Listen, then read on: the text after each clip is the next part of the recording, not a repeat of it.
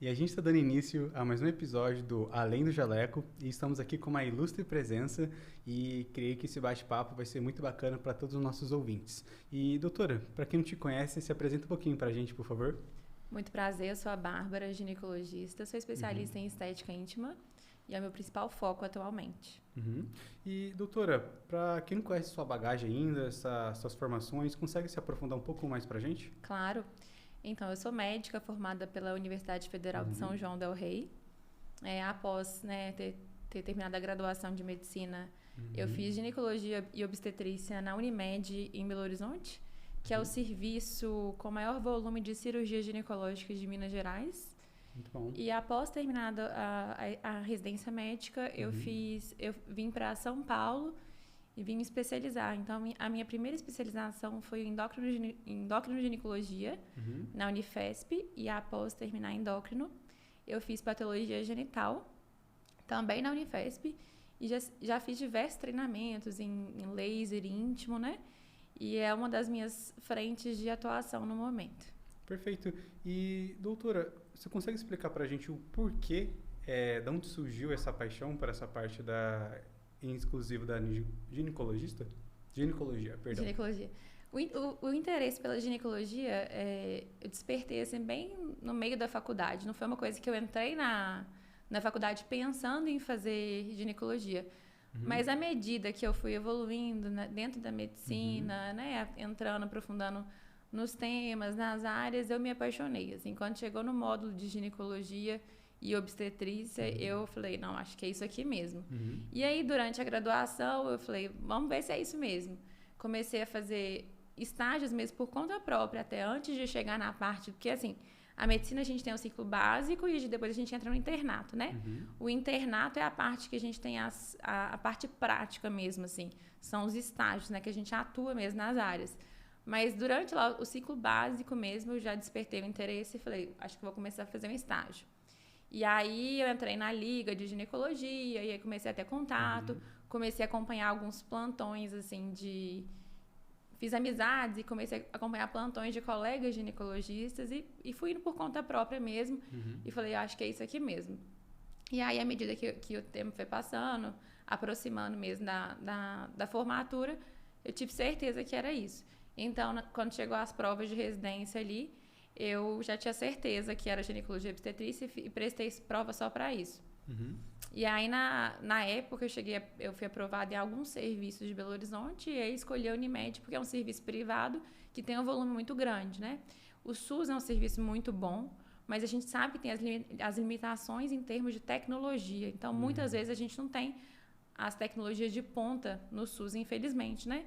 Então, eu queria ter acesso a todos esses tipos de tecnologias mais avançadas dentro de um sistema privado que, ao mesmo tempo, tivesse um volume muito grande de cirurgia, que foi o caso da Unimed, e por isso eu optei, né, por essa residência. E aí, dentro lá do serviço da Unimed, eu comecei a ter contato com as cirurgias íntimas, as cirurgias estéticas, e foi o momento que eu falei, ó, eu acho que dentro da ginecologia eu me identifiquei mais, assim, que é um tipo de cirurgia delicada, que é uma recuperação muito tranquila e que traz um resultado muito satisfatório para as mulheres, assim. Então, eu me encantei com essa parte. E foi quando eu comecei a ter contato mesmo e comecei a buscar aprender, desenvolver habilidade cirúrgica, né? E por aí foi. E agora eu estou aqui, nessa parte. Maravilha, doutora. E para quem não conhece muito a respeito dessa questão dessa categoria nichada da ginecologia, quais são essas principais categorias, né, que você atende atualmente?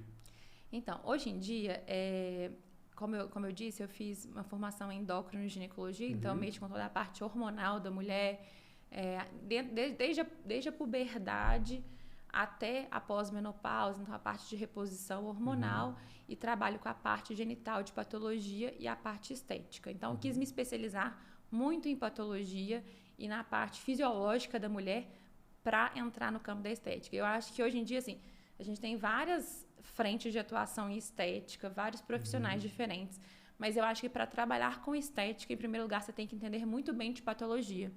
Então, eu quis me formar muito bem nessa parte patológica para trabalhar com estética. Então, hoje eu considero a minha formação uma formação muito sólida, assim, porque eu tive muito contato com na Unifesp, né, principalmente, assim, com diversos tipos de patologias e tratamentos diferentes. E, assim, a Unifesp é um serviço público, mas que, ao mesmo tempo, tem, assim, uma riqueza de tecnologias ali, de oportunidades que eu acho que agregou muito, assim, em termos profissionais, sabe? Então, hoje em dia, no consultório, eu trabalho com a parte da mulher, assim, principalmente da parte de reposição hormonal, peri e pós-menopausa. Então, perimenopausa é a fase que a mulher está começando a entrar na transformação para entrar na menopausa. A menopausa é a última menstruação. Então, a menopausa a gente considera como aquela data mesmo, que é a última vez que ela menstruou. E após essa última menstruação, ela entra na fase de menopausa. Então, eu trabalho nessa parte, principalmente na parte de endócrino, que entra as irregularidades menstruais, o tratamento da mulher mesmo, assim. E dentro da parte de genital, eu trabalho com as minhas duas grandes frentes, que são cirurgia estética íntima e a parte de laser e radiofrequência íntima. Doutora, qual que é a diferença da ninfoplastia do laser íntimo, doutora? Acho que essa é uma dúvida que vem surgindo bastante com essa atualidade, né? Atualmente, assim, o laser íntimo é uma coisa muito nova. Laser, assim, facial, por exemplo, é uma coisa que já é mais conhecida, está mais popularizada, né? Mas a parte do laser voltado para a região íntima é uma coisa muito nova, assim, que a maioria das pessoas, na verdade, não conhece. Inclusive, colegas médicos, às vezes, não conhecem que existe essa parte dentro da ginecologia, né? E o laser íntimo, é o mesmo laser que a gente faz, por exemplo, no facial. Então, hoje em dia, a gente tem várias tecnologias, vários tipos de energia. Dentro das energias, a gente tem o laser de CO2, a radiofrequência, o ultrassom microfocado.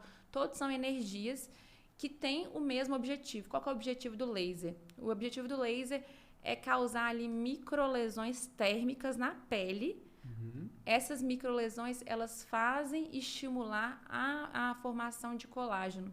O colágeno é o que faz a sustentação ali do tecido subcutâneo, da pele, né? Que no rosto, quando a gente faz, traz aquele aspecto de jovialidade, né? Agora, na região íntima, na parte externa, também traz esse aspecto de rejuvenescimento, mas na parte interna, dentro da vagina, o laser ele tem uma função muito importante, que é o quê? Melhora da mucosa vaginal. E o que isso influencia, né? A melhora dessa mucosa vaginal melhora a elasticidade e a lubrificação. Então, entrando um pouco nessa parte, né, do laser, assim, é importante falar que nós, mulheres, a gente passa por 3 grandes transformações ao longo da nossa vida, que são transformações hormonais. Então, a primeira grande transformação é ali na puberdade, que é a fase que a gente se torna mulher adulta, né? Então, a gente sai da infância e entra na vida adulta. A puberdade, então, é essa fase de transição. Então, começam todas aquelas alterações hormonais, os hormônios se elevando e o corpo se transformando ao mesmo tempo. E é uma transformação muito rápida. Então, uma grande percepção das meninas que estão passando pela puberdade é que a genitália externa, ela muda muito. Então, a vulva muda muito. Sai de uma vulva infantil para uma vulva adulta. Isso, às vezes, causa um certo estranhamento e, muitas vezes, a menina começa a não se reconhecer ali. Dentro dessa fase de puberdade, em que ocorrem essas transformações hormonais e essas mudanças no aspecto da vulva, então a vulva muda de cor, muda de formato, e aí ocorre uma alteração fisiológica muito comum, que é a hipertrofia dos pequenos lábios. O que são os lábios, né, vulvares? Os grandes lábios são os lábios externos, que é onde crescem os pelos, e os lábios internos são os pequenos lábios. Muitas mulheres têm os pequenos lábios avantajados, como os pequenos lábios, eles crescem muito, mas assim, é uma alteração, é uma variação da normalidade, na verdade, não é nenhuma doença, não é nenhum problema, mas eles crescem muito e eles ultrapassam os grandes lábios e ficam ali expostos para fora da vulva. Isso, muitas vezes, geram muitos desconfortos. Desconfortos físicos e até mesmo emocionais. O que seriam os desconfortos físicos? É quando a mulher está usando uma roupa justa ali, uma calcinha de renda, e aquilo ali começa a atritar, gerar dor, desconforto, ou até mesmo na relação ali. Ela vai ter uma atividade sexual, aquilo entra na frente, causa um desconforto ali. Então, tem mulher que deixa de andar de bicicleta, por exemplo, um esporte que ela gosta de fazer, porque o atrito ali naquela região gera dor, gera desconforto. E aí, além dessa parte física mesmo, funcional, entra também a parte da autoestima. Como é uma coisa que mexe muito com a autoestima da mulher, muitas vezes, muitas mulheres acabam se restringindo em muitos aspectos na vida por conta disso. E é um assunto que não é falado, assim, porque como é algo muito íntimo, Sim. uma mulher não comenta para a outra, às vezes não comenta nem mesmo com o marido que tem esse desconforto. E aí ela deixa de ir na praia, de ir na piscina, ou não, deixa de usar um biquíni, fica usando só um shortinho, ele não se sente confortável. Muitas mulheres, inclusive, tem várias pacientes que são casadas há muitos anos que não têm coragem de ficar nua na frente do marido de luz acesa. Já pensou nisso? Uma mulher casada, tem até filhos e não tem coragem de ficar nua na frente do marido de luz acesa. Então, assim, a hipertrofia dos pequenos lábios é uma coisa que mexe muito com a mulher, mexe muito com a autoestima. E, assim, eu recebo mensagem todos os dias de, assim, muitas mulheres que têm esse desconforto. Mas a maioria delas, às vezes, desconhecem que existe um procedimento que é a ninfoplastia, que no caso é uma cirurgia estética para retirar esse excesso de pele. Essa cirurgia ela pode ser feita com laser, pode ser feita com radiofrequência, pode ser feita com bisturi a frio comum, né? Tem várias formas de fazer. E o laser é uma das formas de fazer a cirurgia. Então, o laser ele trata lá a parte de atrofia, incontinência urinária, e ele é usado também para fazer cirurgia. Então, entrando nessa parte de linfoplastia, muitas mulheres buscam esse tratamento, que é essa cirurgia, para se reconectar, às vezes, com o próprio corpo, depois dessas mudanças que elas passam, que é na puberdade. E a segunda grande transformação também na vida da mulher, que é a fase de gestação e puerpério, pós-parto, que a vulva também sofre grandes transformações por conta das alterações hormonais. Às vezes a mulher, ela não se reconhece mais. Então, essas transformações, principalmente após a gestação, que ela vira mãe, passa pelo pós-parto, a mulher, ela se olha, ela não se reconhece mais. E isso mexe muito, afeta muito na vida, na própria autoestima dela e também na vida conjugal, assim, na liberdade que ela tem com o marido.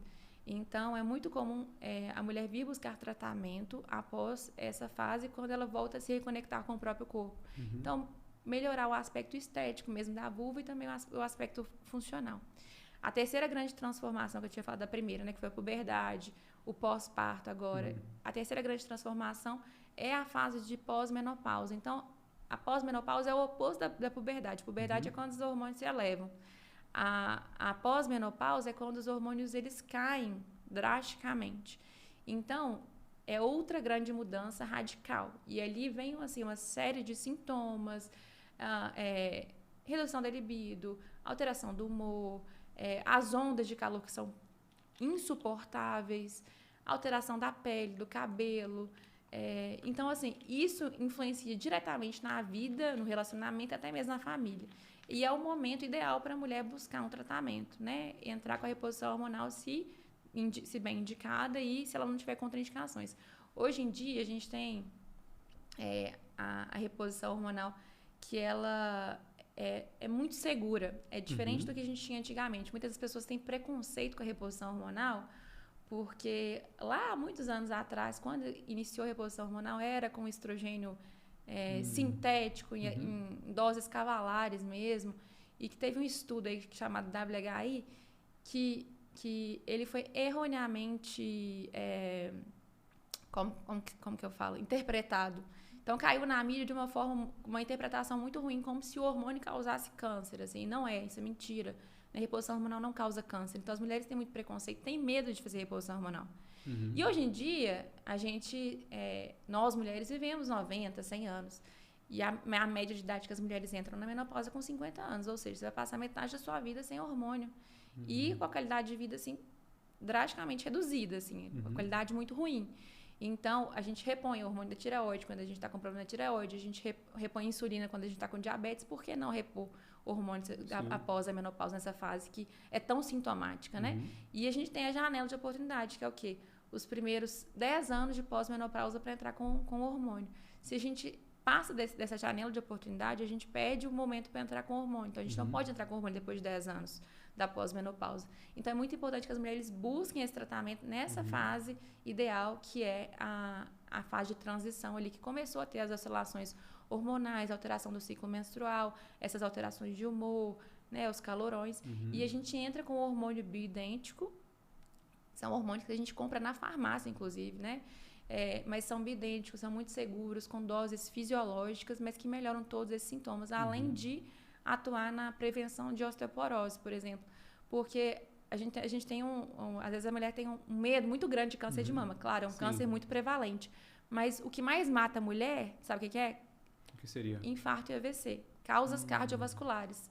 Então, assim, se o hormônio você entra com ele na fase adequada, na janela de oportunidade, você reduz a incidência de doenças cardiovasculares na mulher. Então, faz muito sentido entrar com o hormônio na fase adequada para reduzir o risco cardiovascular e para reduzir o risco de osteoporose. Por quê?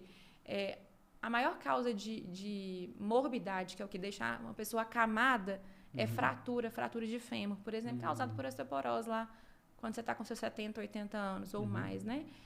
Então, assim, a gente atua nessas duas frentes muito importantes. Então, a gente tem que romper todos esses preconceitos. E nessa parte pós-menopausa, algo que é muito importante também, que as mulheres queixam muito, é do ressecamento vaginal. Ressecamento vaginal mexe muito. Além da redução da libido, entra essa parte do ressecamento vaginal que causa muita dor e desconforto durante a relação. Então, ela já está numa fase psicologicamente complicada. E aí, ela entra numa postura de evitação com o marido, porque ela não quer ter relação, porque ela sabe que ela vai sentir dor, que ela não vai se sentir lubrificada, ela não tem vontade. E aquilo ali, muitas vezes, impacta numa crise no casamento.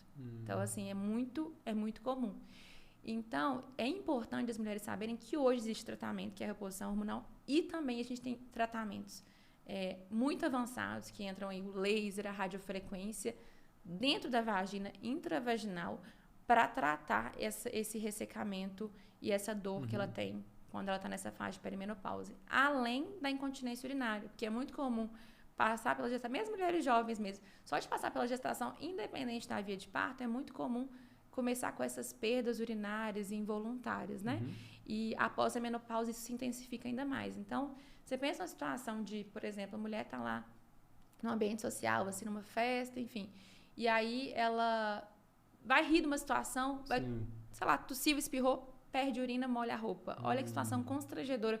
Aquilo ali tira ela de um ambiente social, ela começa a evitar certas coisas, certos ambientes, porque ela sabe que ela vai passar por aquela situação.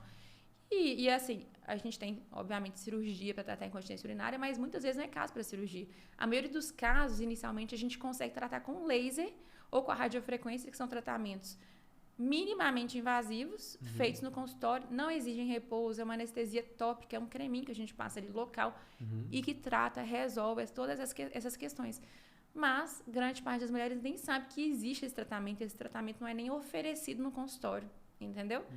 E muitas vezes a mulher não tem nem abertura de contar que ela está passando por isso, né? Naquelas consultas que a gente sabe de plano de saúde de 15, 10 minutos, a mulher não tem tempo para contar. Então, assim, então ela não vai saber, se ela não conta, ela não sabe que tem tratamento, às vezes o tratamento não é nem oferecido para ela. Então, acho que é muito importante a gente divulgar essas informações. E eu faço muita questão de falar sobre tudo isso na minha rede social, por exemplo, que chegam para mim várias mulheres que falam: Bárbara, eu não sabia que existia esse tratamento, não sabia que existia laser, não sabia que o laser tratava essa dor, esse ressecamento, que trata a incontinência urinária, não sabia que existia cirurgia para tratar esse excesso de pele, que é uma coisa que me incomoda a vida inteira, que me gera uma série de restrições na vida. Então, assim, eu acho que é um assunto assim, muito novo e, ao mesmo tempo, muito importante de ser falado, sabe? Perfeito. E, doutora, grandes pontos que você trouxe para a gente aqui tem muito em relação com os principais tabus que vem trazendo para a gente, né? Ao mesmo tempo que a informação veio para nos informar, vem muita desinformação junto, né? E como é que você vem enfrentando, né, esses principais tabus que vem surgindo hoje em dia? Então, é engraçado, assim, é importante a gente fazer um comparativo, né, entre homens e mulheres, como que a sexualidade ela é vista de forma diferente, assim. Sim. Todo mundo já ouviu em algum momento uma propaganda voltada para a sexualidade masculina, disfunção erétil masculina, na rádio, na televisão ou na internet. Todo mundo já viu uma propaganda desse tipo e, tipo, é uma coisa normalizada, assim. É comum. A gente ouve falar sobre isso.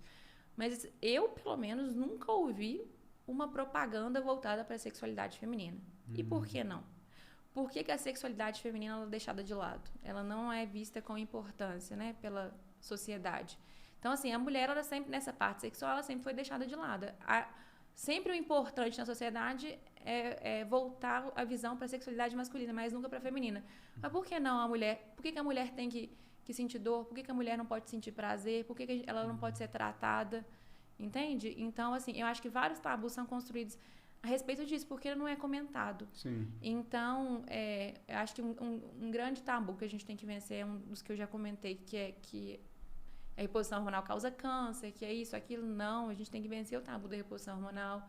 E eu acho que a gente tem que vencer esse tabu de falar sobre sexualidade feminina, Sim. de falar sobre a satisfação sexual da mulher, da necessidade dela estar se sentindo bem, porque é algo que realmente não é valorizado na sociedade, mas a gente tem que voltar a olhar para as nossas mulheres, né? E o cuidado. Uhum. E, doutora, você trouxe bastante cases, né? E, necessariamente, para quem seriam esses tratamentos que estão buscando isso exatamente? Você sabe nos informar para um público exato? Porque se a gente vê, cada mulher tem um biotipo diferente, tem uma estrutura diferente, né? Um tipo de pele diferente, então tem um público-alvo que você quer atingir, né? Sim, no meu público não existe idade mínima nem idade máxima. Uhum. Então, assim, o importante, em primeiro lugar, é sempre ter uma indicação médica, né, correta ali. Então, para iniciar, por exemplo, uma menina que está passando ali pela puberdade, uma menina jovem de 15 anos, que tem um desconforto com a genitália dela, que tem esse excesso de pele, que aquilo ali causa dor durante a atividade física, limita ela de usar um certo tipo de roupa. Às vezes essas meninas já estão buscando esse tipo de tratamento. Mas quando seria a idade, por exemplo, ideal para começar a fazer uma cirurgia íntima? Depois que o desenvolvimento dela está completo. Então, tem meninas que menstruam com 9, com 10, com 11, com 12, com 15. Então, assim, o término do desenvolvimento, ele é diferente, ele varia de meninas para menina. Então, tem uma menina com 10 anos que está super desenvolvida, tem uma com 15 que ainda está desenvolvendo. Então, é importante primeiro ter esse olhar clínico para avaliar se essa menina terminou de desenvolver completamente. Então, se ela já terminou, se já passou ali pelo menos 2 anos da primeira menstruação dela, ela está com o corpo completamente desenvolvido como uma adulta, então sim, a gente já pode fazer um procedimento e evitar que ela passe por situações constrangedoras ou até mesmo, né, impeça ela de fazer atividades mesmo do dia a dia. Então, eu tenho pacientes, para você ter noção, pacientes assim, com mais de 30 anos que nunca tiveram atividade sexual porque elas têm vergonha da região íntima delas, porque isso é uma coisa que mexe muito com a autoestima delas. Então, assim, talvez se elas tivessem feito esse procedimento lá quando elas tinham 15 anos, elas evitariam de ter se deixado, evitado tantas situações ao longo da vida, deixado de se socializar, de entrar no relacionamento por conta de uma questão que elas têm com a região íntima, sabe? Então, é muito importante o diálogo das mães com as filhas, entender se elas têm alguma queixa, um desconforto, porque isso, assim, a gente fazer o tratamento na fase adequada, isso muda a vida da mulher, sabe? Então, assim, é claro, tem que ser um procedimento bem indicado, tem que ter realmente indicação cirúrgica, não é qualquer coisa que a gente vai fazer, mas sim quando realmente tem necessidade mesmo, que tem realmente hipertrofia. Agora, no caso das mulheres que têm perdas involuntárias de urina, não existe idade também. O maior fator de risco é a gestação, é o aumento da pressão abdominal, independente de se é parto normal ou se é cesárea. Então, se a mulher está ali com seus 30 anos, mas ela tem incontinência urinária, ela pode tratar com laser. Assim como a mulher que está passando pelo pós-parto. A amamentação é uma fase que gera muito ressecamento vaginal. Ela está com essa queixa de ressecamento vaginal, está amamentando e tudo mais, a gente pode entrar com laser íntimo para melhorar essa lubrificação. A mulher da perimenopausa, que é a fase de transição para a menopausa, que está começando com esses sintomas, que está com esse desconforto, a gente pode entrar com laser. A mulher mais velha, que já tem muitos anos de pós-menopausa, que às vezes não pode entrar com o hormônio mais, mas a gente pode entrar com laser. A mulher que teve câncer de mama, que não pode fazer reposição hormonal, a gente pode entrar com laser, por exemplo, para melhorar. Então, assim, essa, inclusive, eu acho que uma parte muito importante para ser dita é que As mulheres que já sofreram, que já passaram pelo câncer, elas sofrem um impacto muito grande na qualidade de vida. Porque o hormônio delas cai absurdamente, elas ficam com muito ressecamento vaginal, muita dor, dá fissura, dá sangramento, e elas não podem, muitas vezes, fazer uso de reposição hormonal. Hoje em dia, a gente já sabe que a reposição de estrogênio localizada dentro da vagina, ela é aprovada, mesmo nas pacientes que tiveram câncer de mama. Mas, assim, muitas vezes, a própria mulher prefere evitar de usar o hormônio localizado, e o laser é uma alternativa, não existe contraindicação a mulher que já teve câncer. Então, ela pode se beneficiar do laser íntimo, por exemplo, ou da radiofrequência, para melhorar essa elasticidade, essa lubrificação e recuperar a vida sexual dela mesma, que muitas vezes foi perdida. Perfeito. E, doutora, uma coisa que vem surgindo bastante, né, é que a gente está vendo na parte estética, uma padronização, né? Muitas mulheres querem ficar igual a outras mulheres, né? E se a gente vê, acaba virando um extremismo, né? Essa questão estética. E você sabe me dizer essa contraindicação ou essa pós-cirurgias, as consequências que vêm com essa parte do extremismo? Sim, com certeza. Então, a gente tem que ter, assim, muito bom senso para indicar, né, uma cirurgia. Tem que ter bom senso para falar também que, no seu caso, isso não é indicado. E a gente tem que buscar alinhar as expectativas com a paciente. Então, eu acho que o principal ponto é esse, alinhar as expectativas. Realmente, hoje, tem muito excesso. A pessoa que viu aquilo na rede social, fulana, beltrana, que a famosa fez, quer fazer.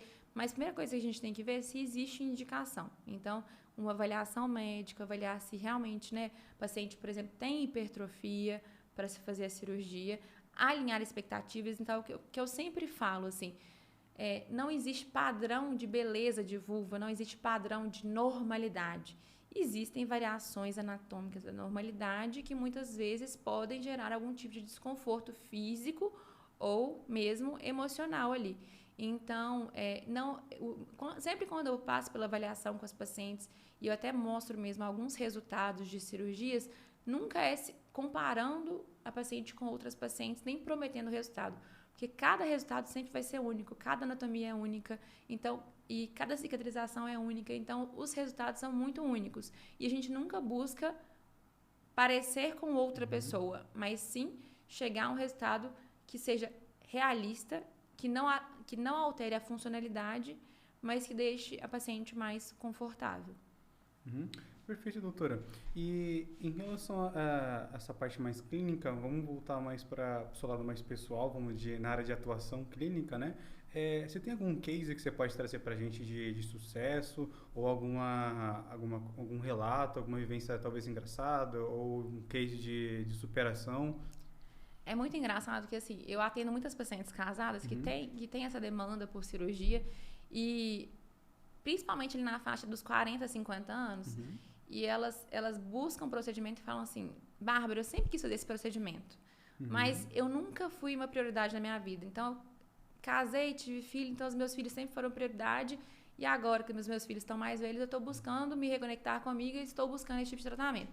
Então, quando ela volta o olhar para ela e ela quer buscar coisas para melhorar a vida dela, né, a autoestima, enfim, o corpo dela, às vezes ela leva aquela questão para o marido e o marido fala assim, mas você não precisa de fazer isso, para que você vai fazer esse procedimento? Tá ótimo do jeito que tá e tal. Então, é muito comum. A maioria dos maridos falam isso. Mas é isso que a gente espera, que o homem esteja satisfeito com a mulher do jeito que ela é. Eu falo isso. Não, isso é o esperado do homem mesmo, né? O contrário é que eu acho que eu acharia estranho. Mas, então, a princípio, o marido tem aquela postura de evitação. Tipo assim, mas por que você vai mexer com isso? Não mexe com isso não, então você não precisa. Mas é o que eu falo, assim, ela não tá buscando fazer isso pelo marido, mas por ela, para ela se sentir melhor com ela. E acaba que, quando ela faz o procedimento por ela, para ela se sentir melhor, acaba repercutindo positivamente no relacionamento também. Por quê? Quando a mulher tem esse receio muito grande com a região íntima, e nesses casos, igual eu falei, que a mulher ela evita de ficar nua na frente do marido, de luz acesa e tudo mais, ela acaba não se soltando ali durante os momentos de intimidade. E se você não se desconecta da sua mente durante um momento de intimidade, você não consegue se soltar e curtir aquele momento. Sim. Então, muitas mulheres vivem travadas a vida inteira sem conseguir se soltar e conectar com o momento, porque elas têm uma questão íntima ali. Então, quando elas fazem o procedimento, o que acontece? Elas destravam a mente. ela se solta, ela tá se sentindo bem, ela tá se sentindo à vontade. Aquilo ali traz para ela uma satisfação nos momentos de intimidade, que é algo muito novo. E aí elas voltam com esse feedback para mim. Bárbara, eu nunca tinha sentido isso antes. E o meu marido tá amando, porque eu tô muito mais solta. E aí o marido volta me dando feedback positivo na maioria das vezes, falando que, nossa, eu realmente achava que não precisava, mas assim, ficou bem melhor mesmo. Mas não melhor, não que o cara esteja falando que ficou melhor no sentido estético, mas tipo assim, a mulher tá mais livre, tá mais solta, eles conseguiram se reconectar mais. Então isso é muito importante. E é um feedback muito corriqueiro que eu tenho, sabe? De casais mesmo. Teve um dia que eu tava conversando com uma paciente, ela falou, gente, ela falou comigo, falou assim, eu virei adolescente de novo, meu marido quer toda hora, eu já não tô aguentando mais, porque nós dois viramos 2 adolescentes. E aí o feedback que as pacientes dão é esse, por que eu não fiz isso antes? E a pergunta que eu falo para elas, por que você esperou tanto tempo para fazer isso? Mas porque muitas vezes a parte sexual feminina não é tida como uma prioridade dentro do relacionamento mesmo e até mesmo para a própria mulher, sabe? Então, acho que é importante voltar a atenção para isso. E, doutora, você trouxe alguns pontos que eu acho que é interessante a gente se aprofundar um pouco. Qual o caso que você vê que se enxerga que é preocupante, que para as mulheres que estão assistindo a gente, né, deve procurar de imediato ou com máxima preocupação um especialista em relação a essa parte mais íntima, estética? Quais são os principais pontos ou talvez incômodos, né? Certo. Então, sentir dor na relação não é normal. Se a mulher não normalize dor na relação, sentir dor nunca é normal. Então, se você tem dor, desconforto durante a relação, busque uma avaliação médica. Não se acomode com a dor, não reorganize a sua vida, a sua relação ali, em função da dor. Dor tem tratamento. A gente tem que buscar qual que é a causa para essa dor. O segundo ponto se você percebeu que você tá fazendo várias adaptações na sua vida por conta da sua região íntima, então, por exemplo, deixou de usar um tipo de roupa, deixou de usar um tipo de calcinha, deixou de ir na praia, deixou de usar um biquíni, deixou de fazer um esporte que você gosta, ou deixou de iniciar um relacionamento, ou tem uma questão muito forte ligada com a sua região íntima, procure uma avaliação médica de um especialista no assunto de estética íntima, tá? Isso é muito importante. E outra parte importante são essas mulheres que eu falei da pele pós-menopausa que estão passando por todos esses sintomas e transformações, elas têm que buscar ajuda. E uma coisa que eu falo que é muito importante, não é qualquer ajuda. Então, é muito importante você buscar um profissional que seja qualificado. Então, assim, a gente tem diversos serviços sendo oferecidos no mercado, né, com especialistas e não especialistas. Então, eu já vi muitas complicações. Já chegaram para mim várias complicações. Acho que pelo fato de eu mexer com a área, então as pessoas acabam me enviando. Então, assim, já chegou para mim amputação de pequeno lábio. O que é isso? Tirar completamente o pequeno lábio, amputar, acabar com ele. Não tem como você voltar, criar um pequeno lábio. Não tem como. Você tirou tudo, acabou. Entendeu? Então, assim, outra coisa, porque na ninfoplastia, na verdade, é uma combinação de procedimentos. Então, entra labioplastia menor, que é a redução dos pequenos lábios, capusplastia, que é a redução do capuz. Então, é muito importante ter um senso estético, uma mão cirúrgica habilidosa para fazer a associação de procedimentos para se chegar no resultado estético satisfatório. Por quê? Eu já vi casos de, por exemplo, faz só pequeno lábio e não faz capuz. O resultado fica pior do que o que era antes. A paciente fica mais insatisfeita. E a gente está falando de um procedimento que é definitivo. Né? Então, ninguém quer fazer uma cirurgia estética para sair com a região íntima pior do que entrou. Então, assim, não busque alguém que realmente tenha capacitação técnica para isso. Outra coisa que é muito difundida e divulgada por aí, ninfoplastia sem corte. Na verdade, ninfoplastia sem corte é uma queimadura com energia, que é o laser, na maioria das vezes o laser de CO2, uma queimadura, que na verdade não é controlada, e que causa uma retração, encolhimento do tecido. Só que a gente não tem controle sobre esse processo de cicatrização. Então, os resultados são muito insatisfatórios, assim, de abrir mesmo, de ficar na carne viva. Então, já chegou muita coisa para mim nesse sentido. Então, cuidado. Quem está oferecendo muito preço é porque não está oferecendo um serviço de qualidade. Entende? Então, assim, em primeiro lugar, busque um profissional realmente qualificado, um profissional que seja especialista, porque é um resultado definitivo, não tem como você voltar atrás, né? E, doutora, se você pudesse dar algumas dicas ou conselhos, né, para quem está ou querendo vivenciar essa experiência com essa operação ou um pós-operatório, né, como seriam essas dicas? Então, é uma cirurgia, às vezes as pessoas têm um preconceito, assim, achando que é uma cirurgia que tem um pós muito complicado, e não é. A maioria das minhas pacientes dá um feedback muito positivo desse pós-operatório e elas falam, nossa, foi muito mais tranquilo do que eu imaginei. A linfoplastia é uma cirurgia que é feita sob anestesia local no consultório. Então, o paciente está ali mexendo no telefone e estou fazendo a cirurgia aqui no consultório.